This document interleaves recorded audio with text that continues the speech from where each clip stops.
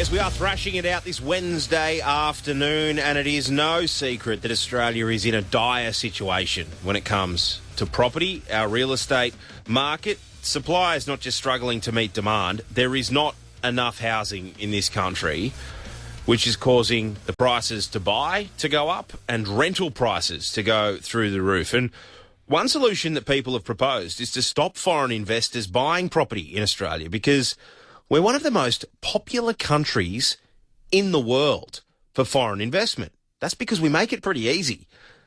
And get this for a stat. We're the number one destination anywhere in the world for Chinese property buyers.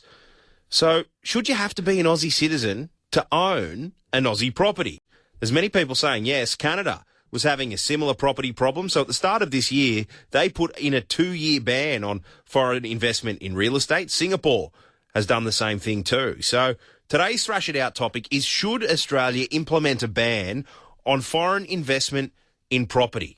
And we're going to do something a little different today. I've got Pauline Hanson, One Nation leader and senator, on the line to talk us all through it. Senator, I appreciate your time. Thanks, Chris. Thanks for having me on. No, you're welcome. Do you believe that we should ban foreign investment in Australian real estate?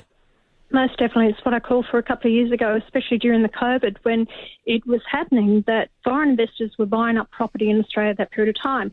And I spoke about it, and Morrison said, well, look, we need to actually have a look at it. And I've been calling for this for a long time.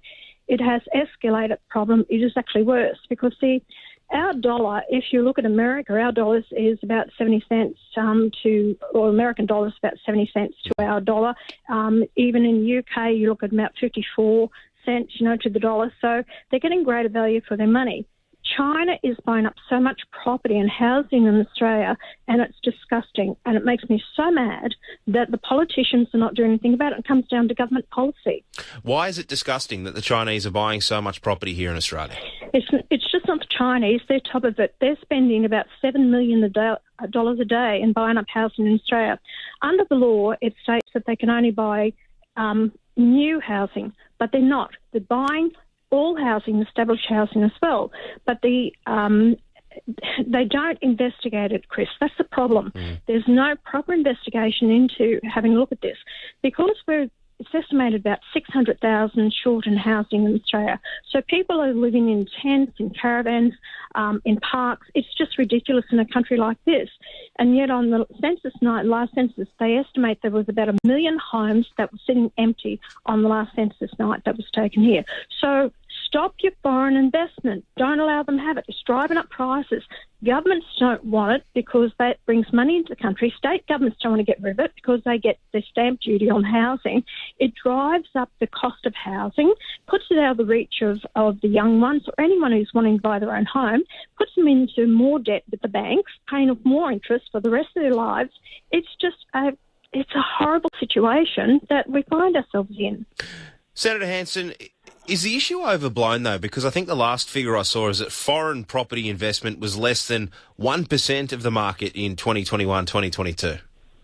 Well, it wasn't. In 21-22, Chinese spent about $2.3 billion, and that was spent basically what the whole year beforehand spent in full year was $2.4 billion, but this 3/4 of the year they spent $2.3 billion. So foreign investment. Look, Chris, when you look at it, we are short on housing stock for Australians. That's it. That's what it's about. And you do not keep allowing foreign investment. You've got the Chinese, the Vietnamese, you've got Indians, you've got other people buying property right across Australia. Even our agricultural land should not be bought up by foreign investors to actually, go from paddock to plate straight to their own country. They have tax write-offs. They don't pay the proper tax in this country. We should be growing our own food in our own country, control over our own land, not foreigners. We can't buy land in their own country. Why are we allowing it here? Well, that's one of the things, isn't it, Senator Hanson? As an Australian citizen, I can't go to Beijing and buy a couple of units. Of course you can't. And if you try to go to Singapore to buy property over there, you couldn't. And not only that, it is so expensive.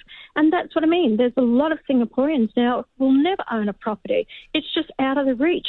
And that's what we're doing to our own people here, the young ones coming through. It was the Australian dream to own your own home.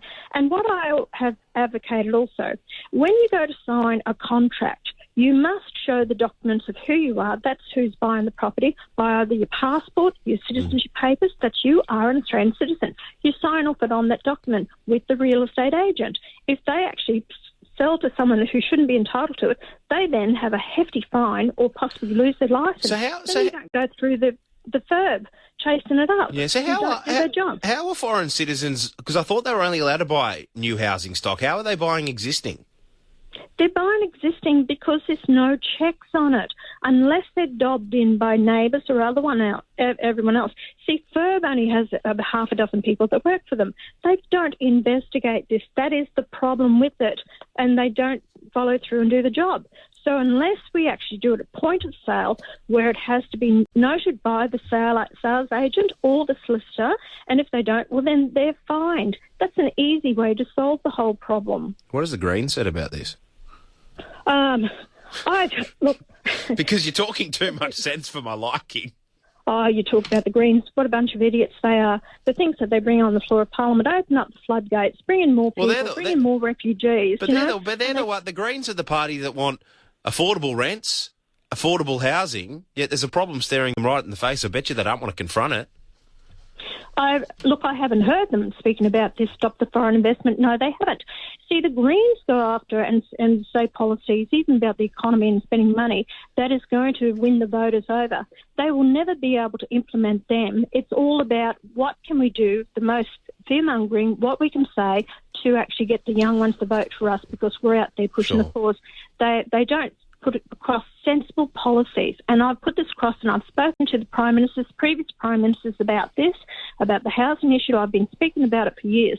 Immigration, high immigration, what they're bringing in at the moment, 7,000 people a week. We can't cope with it. And I've been speaking about this for a long time. Senator Hanson, before I let you go, there's one outstanding thing. If you